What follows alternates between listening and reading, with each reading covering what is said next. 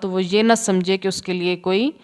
عام سا انعام ہے، بلکہ اس کے لیے تو وہ جنت تیار کی گئی ہے جس کی چوڑائی آسمان اور زمین جتنی ہے، یعنی اس سے بھی کئی وسعتوں والی، جس کا انسانی عقل تصور ہی نہیں کر سکتی ہے، اور جہاں انسان نے ہمیشہ رہنا ہے۔ کاش کہ انسان اس 60 70 80 سالہ زندگی کو مقدم نہ جانے اس زندگی پر، بلکہ اس زندگی کو ایک حقیر زندگی سمجھ کر گزارے۔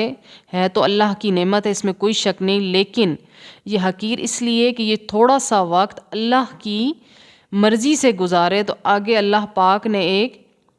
ہمیشہ رہنے والی زندگی تیار کر رکھی ہے اپنے خاص بندوں کے لیے، جنہوں نے یہ تھوڑا سا وقت اللہ کی مرضی کے لیے گزارا ہے۔ ادھر پھر وہ جنت جیسی خوبصورت جگہ میں اپنی مرضی کی زندگی گزاریں گے اللہ کے